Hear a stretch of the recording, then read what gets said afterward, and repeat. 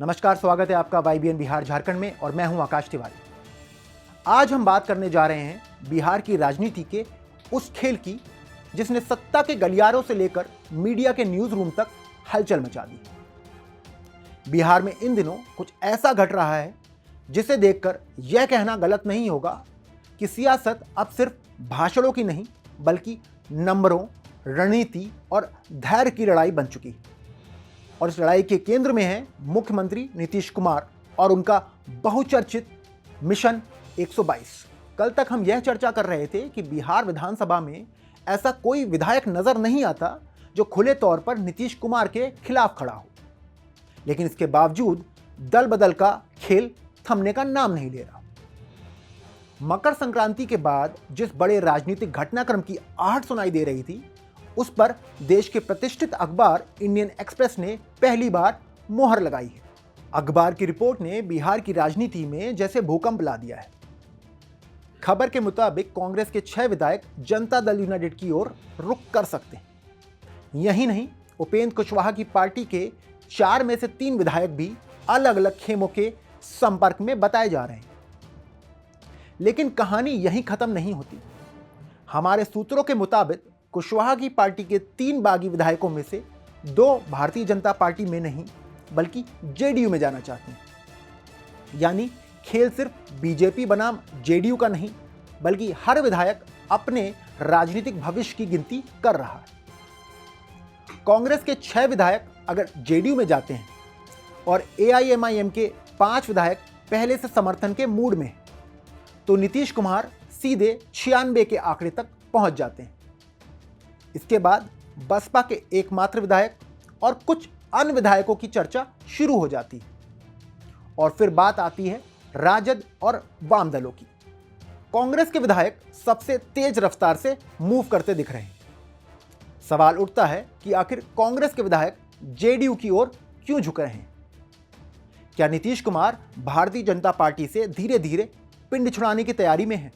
क्या वह इस विधानसभा कार्यकाल के भीतर बीजेपी के खेल को पूरी तरह बोतल में बंद करना चाहते हैं? नीतीश कुमार की राजनीति को समझने के लिए हमें उनके अतीत को देखना होगा। यह कोई नई बात नहीं है कि नीतीश कुमार को मजबूत विपक्ष के बिना सरकार चलाने में मजा नहीं आता। जब 2010 में जनता ने एनडीए को प्रचंड बहुमत दिया और राजद को सिर्फ 22 सीटों पर समेट दिया, तब भी नीतीश कुमार बेचैन नजर आए थे।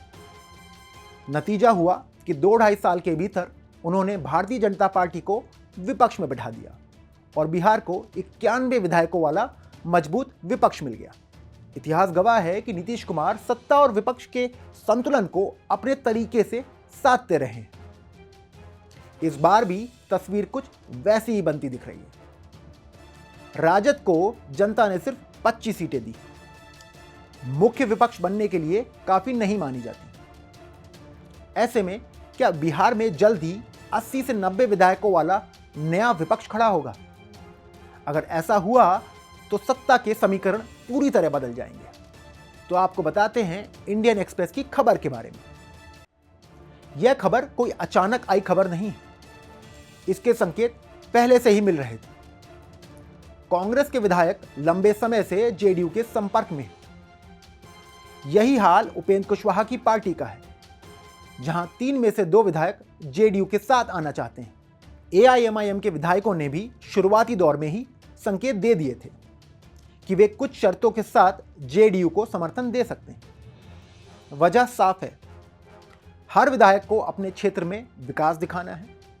अगला चुनाव लड़ने के लिए संसाधन चाहिए और सत्ता के बिना यह सब मुश्किल हो जाता है। असल में यह जेडीयू और बीजेपी के बीच सिंगल लार्जेस्ट पार्टी बनने की होड़ है। बीजेपी भी चाहती है कि वह संख्या के लिहाज से जेडीयू से आगे रहे, ताकि भविष्य में मुख्यमंत्री पद पर उसका दावा मजबूत हो। वहीं नीतीश कुमार जानते हैं कि अगर वह संख्या में मजबूत हो गए तो बीजेपी की शर्तें मानने की मजबूरी खत्म हो जाएगी। यहां अल्पसंख्यक वोटरों की भूमिका बेहद अहम हो जाती है। सीमांचल और अन्य क्षेत्र से आने वाले अल्पसंख्यक विधायक ये नहीं चाहते कि बिहार की सत्ता सीधे बीजेपी के हाथों में जाए। ऐसे में वह नीतीश कुमार को एक सुरक्षित विकल्प मान रहे हैं। भले ही जेडीयू बीजेपी के साथ गठबंधन में हो, लेकिन नेतृत्व नीतीश के हाथों में हो, यह अल्पसंख्यक को ज्यादा स्वीकार्य लगता है। अब सवाल यह भी उठता है कि क्या नीतीश कुमार बीजेपी से अलग सरकार बनाने की जमीन तैयार कर रहे हैं? ऋषि मिश्रा का मानना है कि नीतीश कुमार का असली लक्ष्य जेडीयू को लंबे समय तक सुरक्षित रखना और पार्टी के भविष्य को सुनिश्चित करने का है। इसके लिए जरूरी है कि जेडीयू संख्या में इतनी मजबूत हो जाए कि उसे किसी सहारे की जरूरत ना पड़े।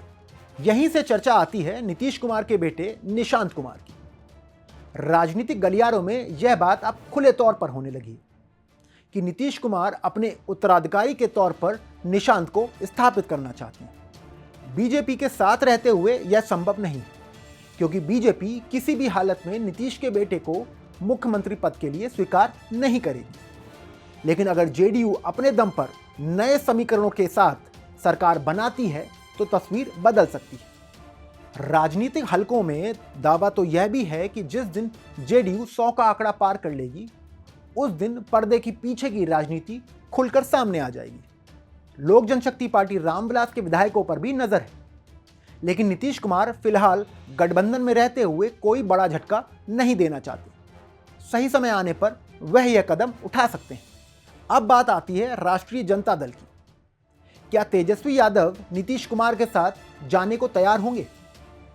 इतना तो साफ है कि राजनीति में स्थायी दुश्मन या दोस्त नहीं होते। अगर तेजस्वी यादव को डिप्टी सीएम पद और कुछ अहम मंत्रालय मिलते हैं तो उनके लिए भी यह सौदा घाटे का नहीं होगा। सत्ता से लंबे समय तक बाहर रहना किसी भी पार्टी के लिए नुकसानदेह साबित होता है। इसका उदाहरण कांग्रेस है। इस पूरे घटनाक्रम में एक बात तो साफ है कि बिहार की राजनीति अब भावनाओं से नहीं बल्कि ठंडे दिमाग से खेले जा रहे शतरंज के खेल जैसी हो गई। हर चाल सोच समझकर चली जा रही। बीजेपी अपनी संख्या बचाने में जुटी है, जेडीयू उसे बढ़ाने में। कांग्रेस और अन्य छोटे दलों के विधायक अपने भविष्य की चिंता कर रहे हैं। दोस्तों, अगर जेडीयू के बिना बीजेपी को 122 का आंकड़ा साफ दिखाई देने लगे तो यह मान लेना चाहिए कि बिहार की सत्ता में बहुत बड़ा उलटफेर होने वाला है। यही वजह है कि मिशन 122 सिर्फ एक संख्या नहीं बल्कि नीतीश कुमार की पूरी राजनीतिक रणनीति का प्रतीक बन चुका है। आने वाले हफ्तों में बिहार की सियासत किस करवट बैठेगी, यह देखना दिलचस्प होगा। क्या नीतीश कुमार बीजेपी को चौंकाएंगे? क्या कांग्रेस वाकई विधायक विहीन होने की कगार पर पहुंच जाएगी? और क्या बिहार में एक बार फिर नया सत्ता समीकरण देखने को मिलेगा? इन तमाम सवालों के जवाब वक्त देगा। फिलहाल इतना तो तय है कि बिहार की राजनीति में खेल अभी खत्म नहीं हुआ है, बल्कि असली खेल अब शुरू हुआ है। इसी के साथ हम इस चर्चा को यहीं विराम देंगे। आप क्या सोचते हैं, हमें कमेंट करके जरूर बताएं। मिलते हैं अगले वीडियो में। तब तक के लिए नमस्कार, जय हिंद, जय भारत।